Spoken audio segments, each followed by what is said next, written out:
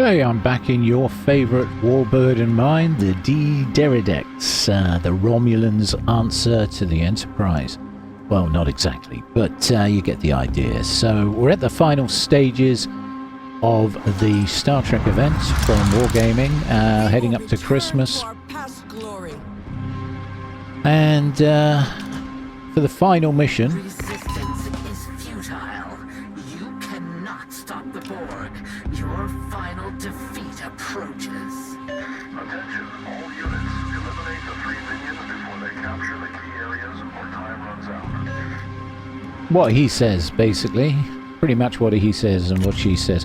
Okay. Defend the key areas. We cannot afford to get cornered. Yeah. So we've got to look after these key areas, A, B, and C. It's very important that you do not let the Borg cap these points. Okay.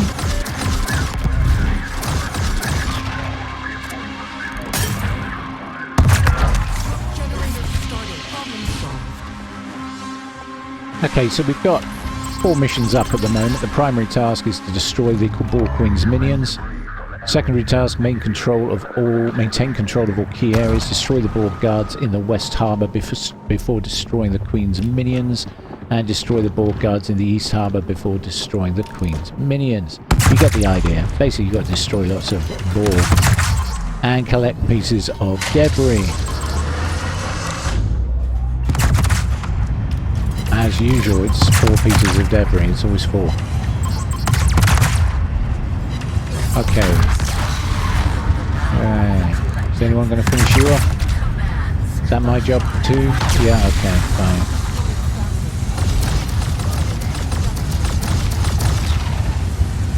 Okay, we're just going to down the shields on this Annihilator, he says.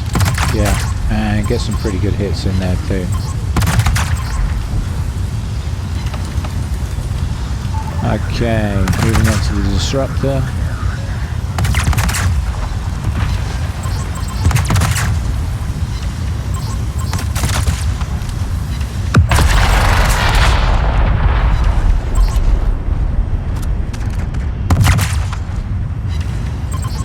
Got a Citadel, don't know how.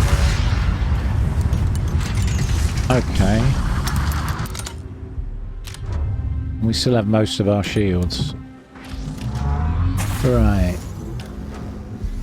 So we've engaged around about 4 ships, not all at once. That's a bad idea in this particular game mode. You usually get focused and shot to bits. That's a problem with the Deridex. She's quite a low hit point ship, and the bots do tend to go for the lightweight targets. They're a bit silly like that. In other words, nothing's really changed. Wargaming said they were going to fix that so that the bots were a little more forgiving, but I can't say I've noticed. Okay, so we're going to go pick this debris up, and we're heading straight into the jaws of an assimilator. 2 assimilators actually, yeah, and 2 disruptors. Okay.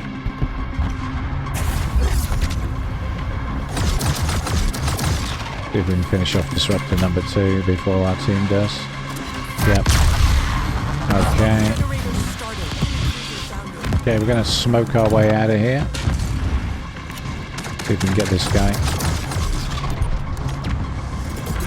Okay, the assimilator behind me definitely wants to finish me, so he's literally charging me. Okay, we're going to chuck the radar on and run.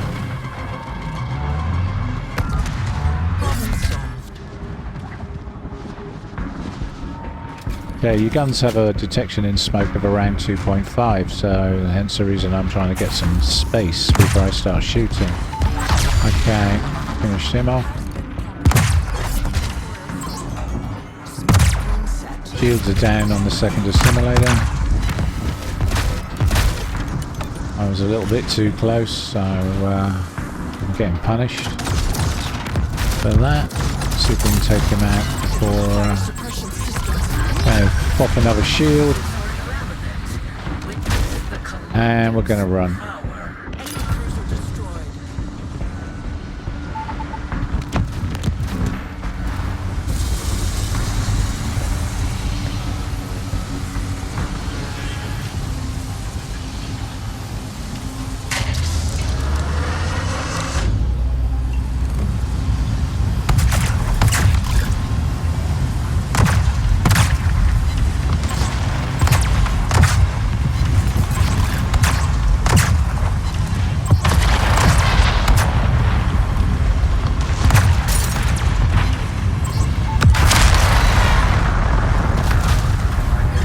shield up. And now I want to go dark. Oh, we got there, no. Okay, what about you? Okay. Now we've already lost one of our battleships. One of the T'Pau class Vulcan battleships is no more. Which is unfortunate. This is Captain Janeway to the fleet. Hit him pretty hard. Set course. Again, we were using the F key in combination with the phasers there to get that result. And they'll be off cooldown again in about 6 seconds time. Which is why I particularly like this configuration. It's great to get those up as fast as possible.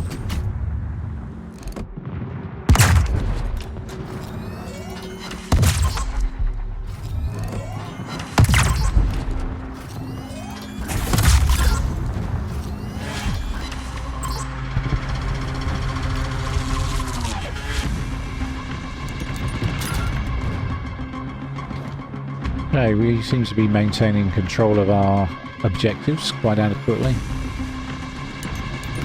But one of our cruisers is looking very low indeed. Well, we've still got 8 minutes to go. However, we've cleared most of the objectives.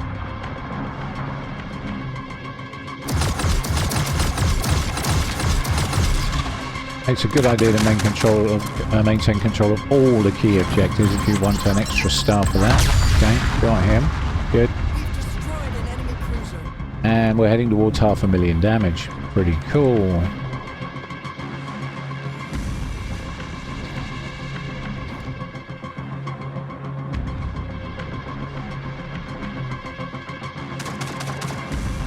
Generators. Now I've got 2 simulators coming down from the north, so I'm going to pop a smoke.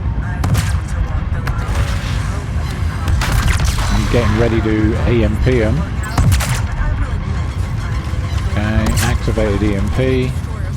And I've activated the ROP, so now we've got a buff of almost 100% on our damage. And look at those numbers. Suddenly, we're hitting like a truck. And we've just gone over 500,000. Doing big damage on his shields there, you saw that, 12k. Okay, and we'll get our phasers back in 3 seconds. Screen set.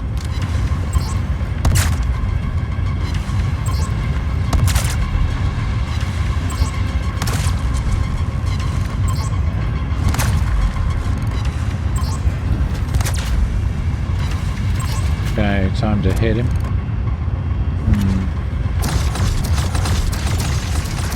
That should do it. And as you can see, our F key is ready to go again. With that juicy buff.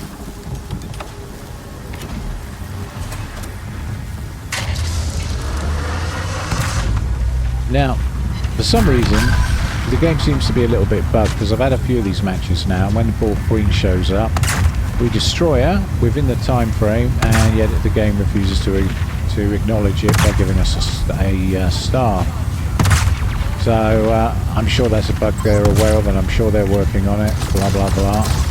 All right, let's get this disruptor down. Oh, finished off by the Intrepid. Okay, fine. Okay, now when it says survive the last orbital strike, what it means is if you haven't got your shields up, it's gonna hurt. It's gonna hurt a lot, so make sure you've got some shield. There you go. Does about 10k damage roughly. Okay, there's the annihilator of the Ball Queen. Now, it's a good idea if you've got any smoke left to use it, because this girl hits like a truck.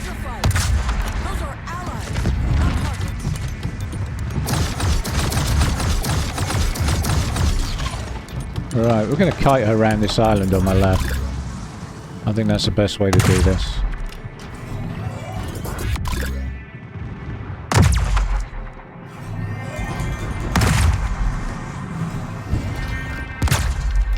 I'd say the Intrepid's in a lot of trouble. Okay, we've hit him with the EMP pulse. That's giving us a 30% buff on our damage. Screen set. And now it's just a case of kiting this flagship of the Ball Queens around this island. Let's just see if we can just reverse her up and get some torpedoes into her side.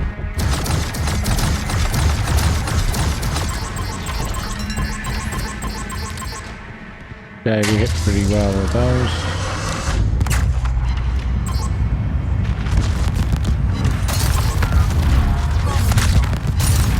And you can see she hits pretty hard, so we're going to use the island just to disengage. Ow.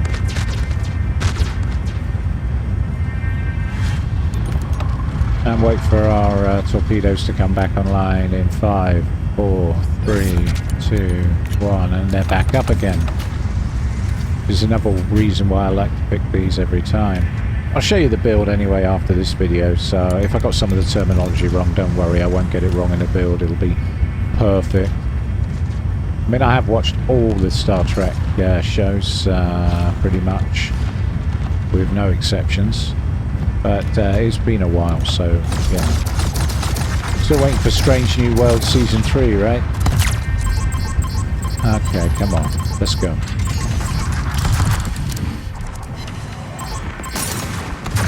Man, she took my shields again.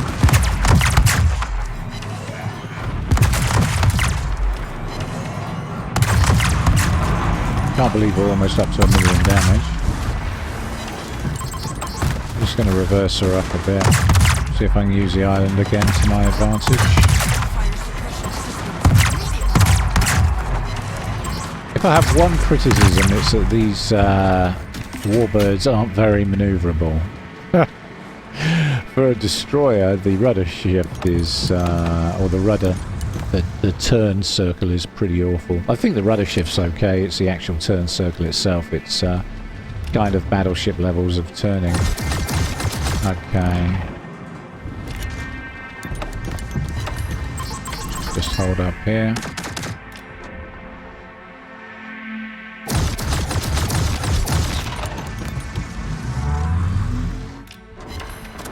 Do the trick and finish her off. And there you go. Do you think you destroyed us? We will adapt. Just over 1 million damage down there. Now, they have toned this down. They have toned this down quite a lot since the previous episode, as it were. We're on the final one. And I've noticed you get less XP and you get less credits than you did in the original first 2 missions. 346,000 credits for 1 million damage put down. And as you can see, less XP by about 400 less XP than I'm used to. Alright, so Wargaming have turned it down a little bit, but we got over 1 million damage. And the main battery practically melted, and the pulse phases 730,572 with those, or the torpedoes as I like to call them. Alright, okay, let's have a look at the build. I just managed to get a cool million, and I believe you can go higher on the damage, so we'll see what we see. Okay, so I've gone with Spy 2 for the shield system because you get these excellent buffs.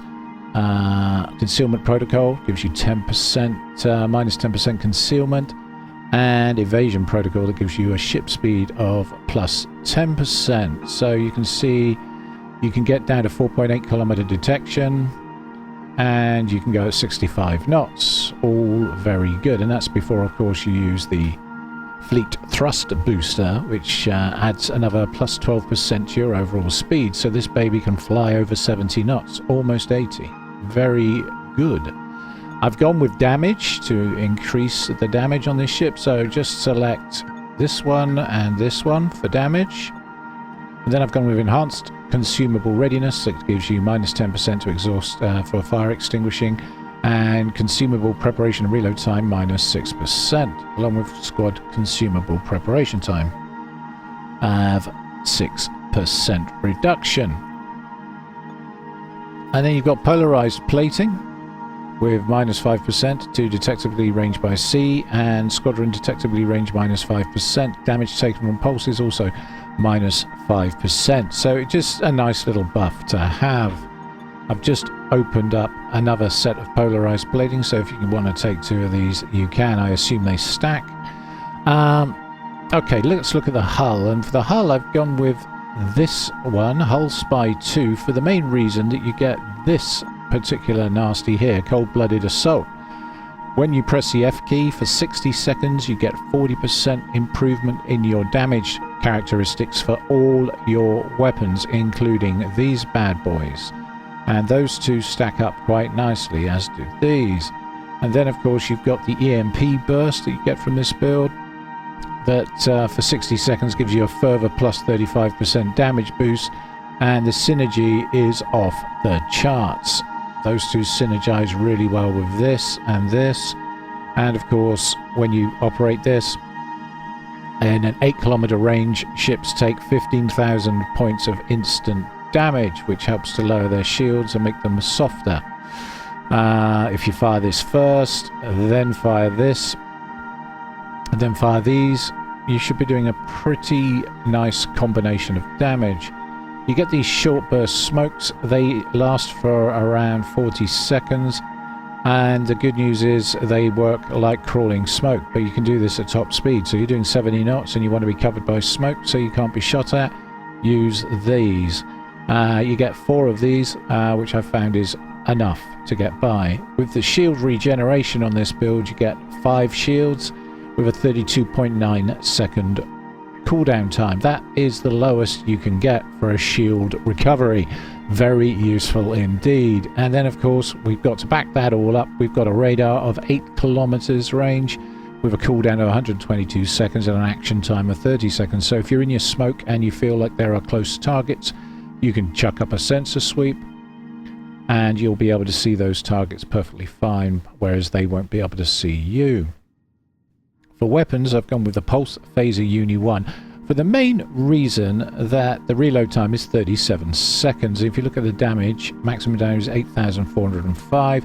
You could go with Phaser Spy 2, which has a range of 12.5 kilometers, 15k damage a pop, almost 16k, but the cooldown's 85 seconds, so the downtime is quite long. Whereas this bad boy comes straight back to you after 37 seconds and has a range of 19 kilometers as opposed to the other one's 12. I think it's the better of the two for consistency and for the fact that there are a lot of islands around, so you will have minimum opportunities to use your pulse phasers. So you want it to be off cooldown so you can use them as and when a target emerges.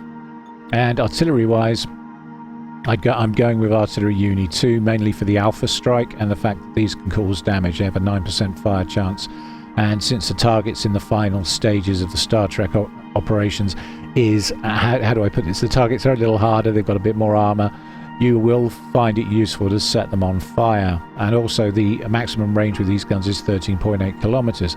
It is tempting to take Artillery Spy 2, but the range is only 10.6 kilometers, and yes, it's SAP, but the damage is, it does about 3 times less damage. No, 2 times less damage, I'd say. With a reload time of 1 second, or you can have double the damage with a reload time of 2.8 seconds. I say double, it's more than double, really. It's 2.5 times more damage. Okay, so that's my build. I hope you enjoy the Star Trek event as much as I've been doing, and thank you all very much for watching. And if you enjoyed the video, don't forget to like and subscribe. Thank you very much. Thank you.